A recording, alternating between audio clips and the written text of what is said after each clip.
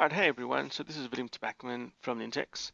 What I'm going to be doing today is the first round in hopefully at least several blog posts and a little bit of video blogs as well around extensions in Nintex Workflow Cloud. So one of the things I do is I do currency conversions fairly regularly just to see kind of the difference between, say, the American dollar and the Australian dollar. And one of the websites that I use is called xe.com. I find that to be very reliable, very easy to use as well. So one of the things I thought was pretty cool the other day was I was looking up xe.com to see if they have an API that I could potentially call. And in this particular case, specifically using Nintex Workflow Cloud.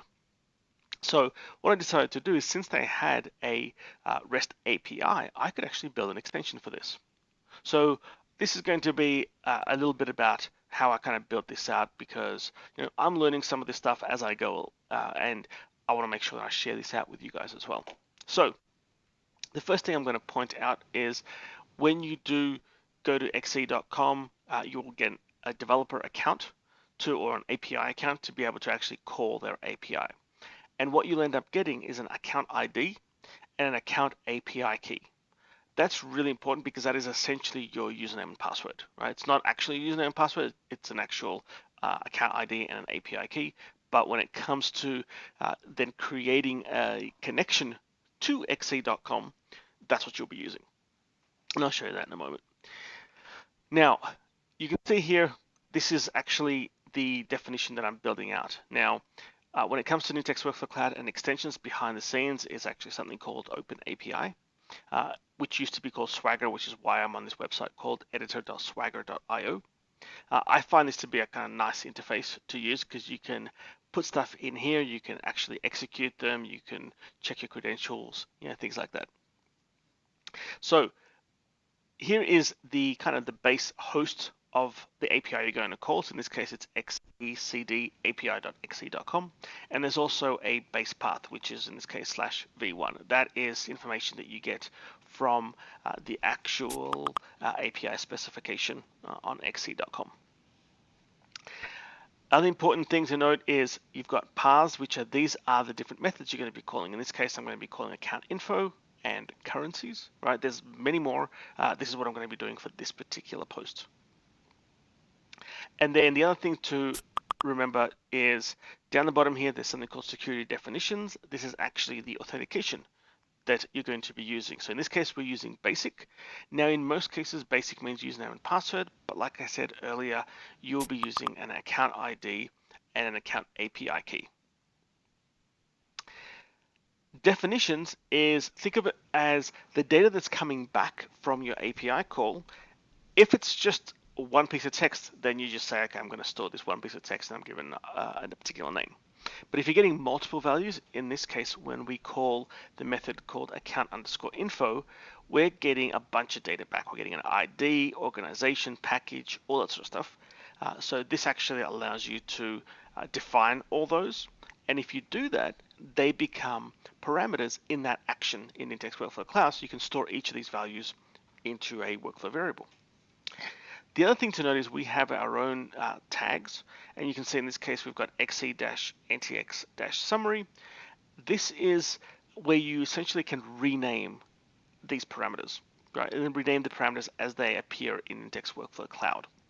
So behind the scenes, it's still going to be called ID, organization, etc. But you want to rename these to make these a little bit more legible. So for example, let's say you are in Australia and you're building out an extension specifically for an Australian company. Maybe organization isn't spelled with a Z, but it's spelled with an S. Something like that. You can do that in there. If you don't put these in, what you'll end up getting in Nintex Workflow Cloud is you'll get things like result space ID, result space organization. And it doesn't look as user-friendly as it is if you rename these to be a little bit more legible. Okay, so this is for the account_info. So what I want to do is have a look at what this particular, what it looks like once you've actually built this out. Actually, I should jump back 1 second. Let's go back here. Okay, once you've built this out, go up here, click on File, drop down, and convert and save as JSON. That's what you'll be importing into Nintex Workflow Cloud. What that means is going to your Nintex Workflow Cloud environment, click on Extensions, click on the little plus over here, and you'll be able to select your JSON file in here.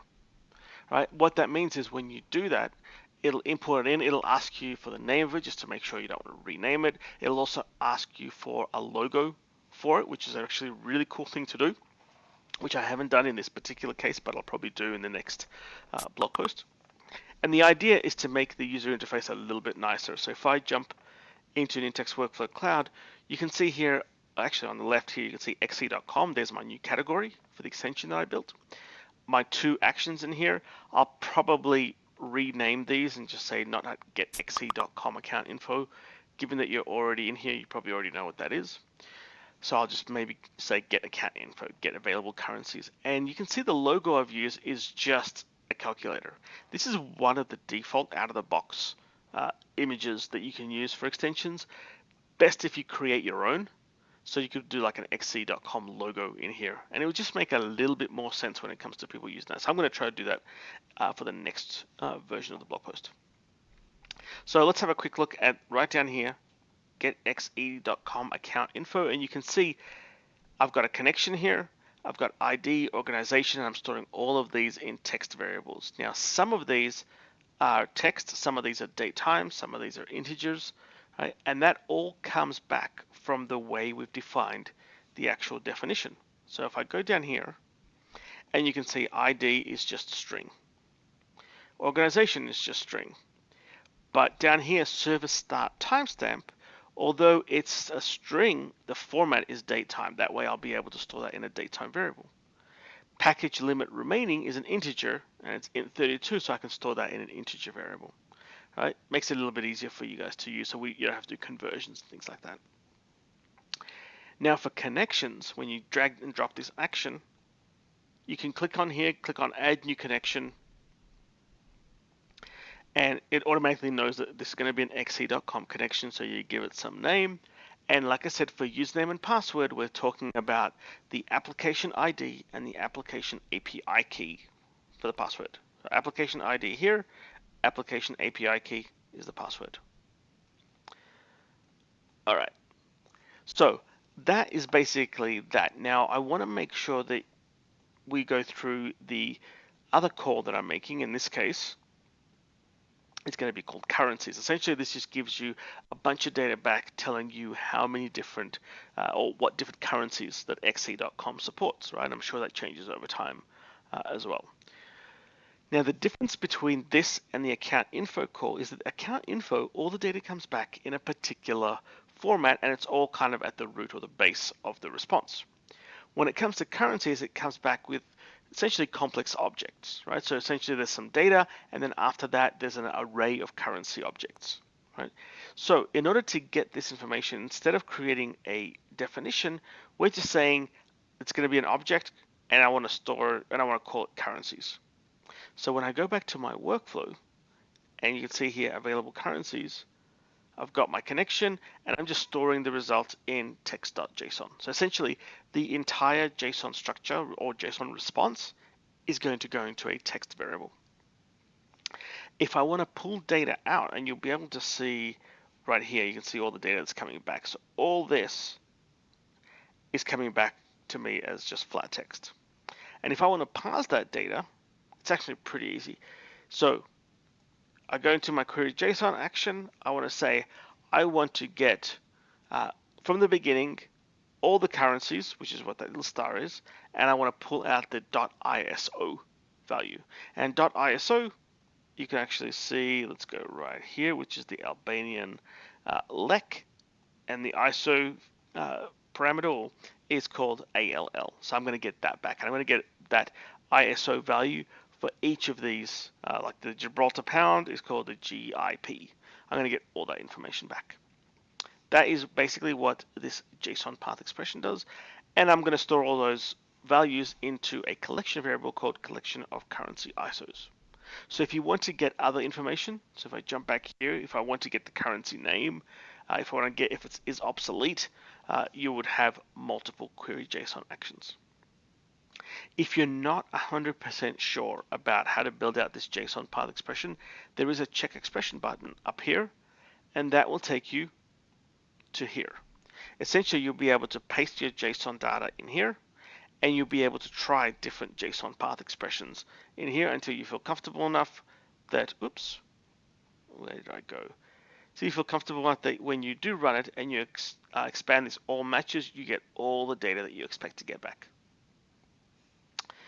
And then just to double check that I'm getting the data I need, once I get the data back, I get a count on the collection of currency ISOs, and I'm just logging that information. So if I go to my workflow, you'll see here's all this data there, and then I'm querying the JSON, I'm counting the number of items, and then I'm logging the result, and you can see XE, oops, has given me 171 different currencies that it supports doing conversions back and forth from.